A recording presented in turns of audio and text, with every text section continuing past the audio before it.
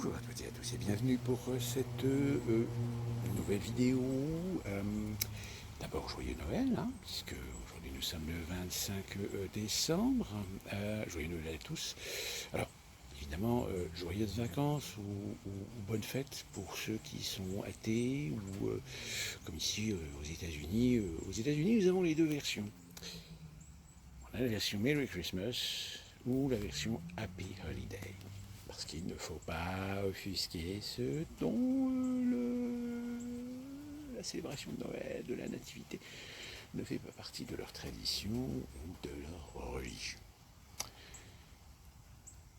Je ne sais pas si j'aurai la possibilité de faire une autre vidéo avant le 31 décembre. Alors, peut-on tirer un bilan de cette année? On peut dire que cette année a été riche.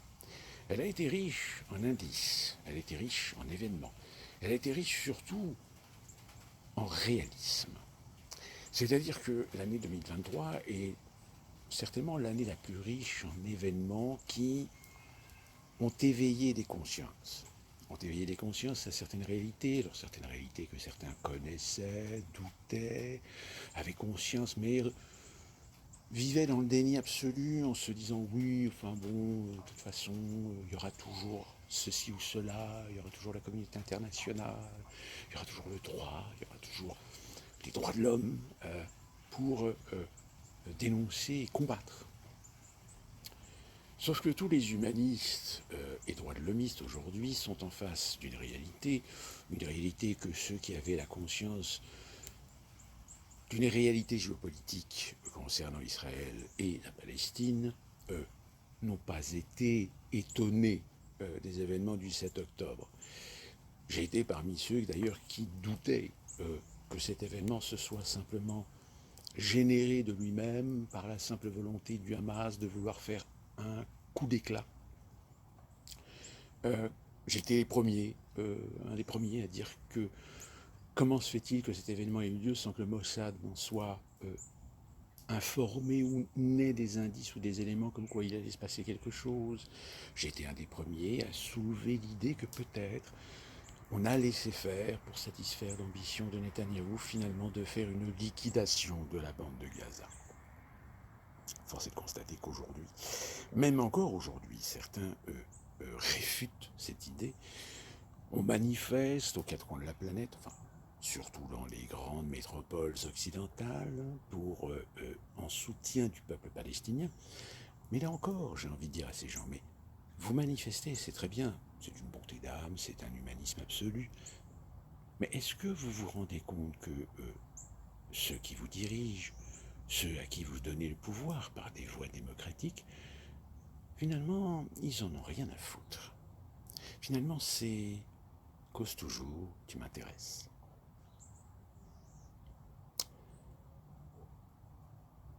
J'espère que l'année 2023 va permettre à des gens de comprendre que l'ONU n'est plus qu'un fantôme, que ça fait depuis des décennies que l'on dit que les Américains ont leurs entrées dans les coulisses de l'ONU pour faire leur lobby et obtenir ce qu'ils veulent, à contrario de toute décision de ce qu'une communauté internationale qui veut la paix est censée prendre.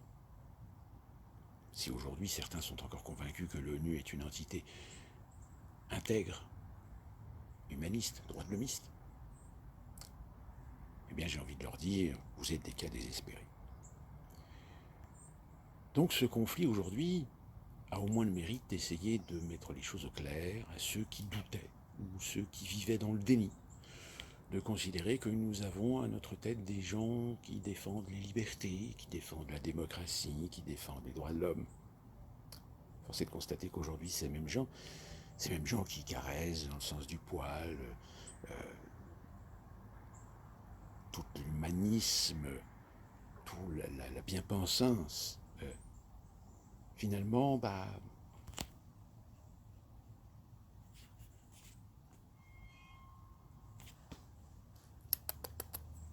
comme dirait Dieudonné.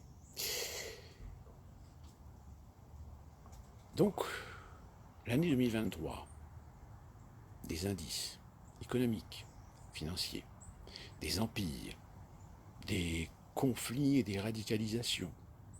Évidemment, la guerre en Ukraine. L'année 2023, dont on attendait la grande offensive de l'Ukraine avec les soutiens des moyens financiers et matériels occidentaux. Aujourd'hui, Zelensky, il ne sait plus quoi faire. On l'a vu, il a refait sa petite tournée des popotes pour s'assurer du soutien indéfectible. Alors le soutien indéfectible, oui, il est là, mais comprenons bien que l'année prochaine, il y a une élection importante qui est celle de 2024. Alors oui, Donald Trump est-il hors jeu depuis que le Colorado a décrété qu'il était inéligible? Ça ne veut pas dire que Biden pourra conserver la Maison-Blanche. Certainement que nous verrons dans les mois à venir comment Trump va réussir à contourner le problème, ou s'il ne réussit pas à contourner le problème, qui va prendre sa place? Qui va avoir l'odeur de sainteté? Alors nous observerons les choses, parce que nous sommes quand même au mois de décembre, bientôt janvier, et ça va aller très vite. Donc le petit Zelensky aujourd'hui, je pense qu'il est en face d'une situation où il va voir sa crédibilité complètement démolie par le fait qu'aujourd'hui, on le sait, Poutine vient de tendre la main. Il vient de tendre la main pour un cessez-le-feu pour éventuellement négocier une trêve, voire peut-être négocier une paix. Mais une paix où évidemment tous ceux qui nous chantaient qu'il fallait absolument que la Crimée et le Donbass reviennent à l'Ukraine, qu'il est hors de question de laisser Poutine posséder ses terres, que nous devons, communauté internationale, faire pression, eh bien on se rendra compte aujourd'hui que tout ça n'aura servi à rien. Pire, cela a eu des impacts dans la vie économique, sociale des pays plus particulièrement des pays européens. Et je vais terminer ce bilan. Alors, il y aurait plein de choses qu'on pourrait dire, mais si vous voulez y retourner, vous pouvez voir mes vidéos cette année.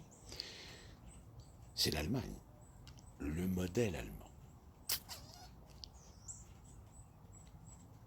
Le modèle allemand est en train de s'effondrer.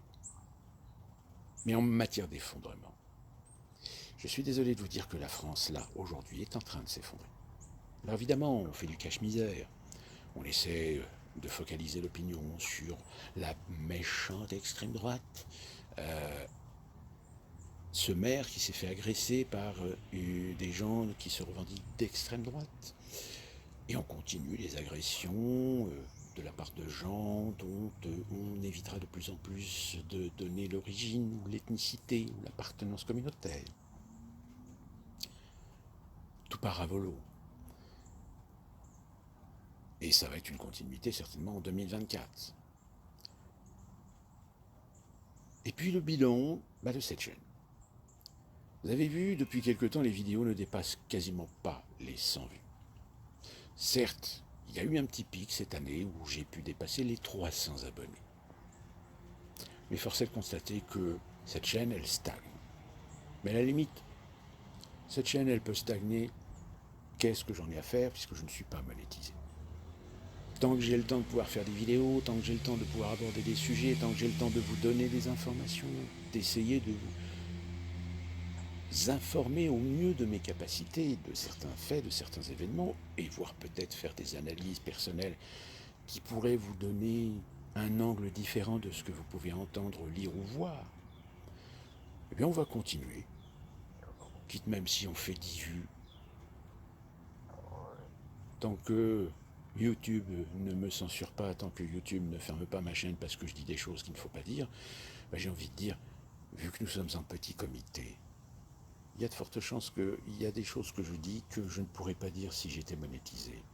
Des choses que je ne pourrais pas dire si j'avais 10 000 abonnés. Alors, même si ma chaîne, finalement dans le game, ne vaut rien, au moins ça me garantit la liberté d'expression, la liberté de penser. Et j'ai bien l'intention de continuer à penser librement. D'ici là qu'on se retrouve pour une prochaine vidéo, alors peut-être avant le 31, ou sinon après le 31, qui sait. L'actualité est ce qu'elle est. Elle est tellement riche. Mais parfois, ça corrobore un certain nombre de données, ça corrobore certaines informations qu'évidemment les médias mainstream font en sorte d'éviter, d'empêcher que vous fassiez justement ces livres. D'ici là, encore une fois, je vous renouvelle un joyeux Noël et portez-vous bien.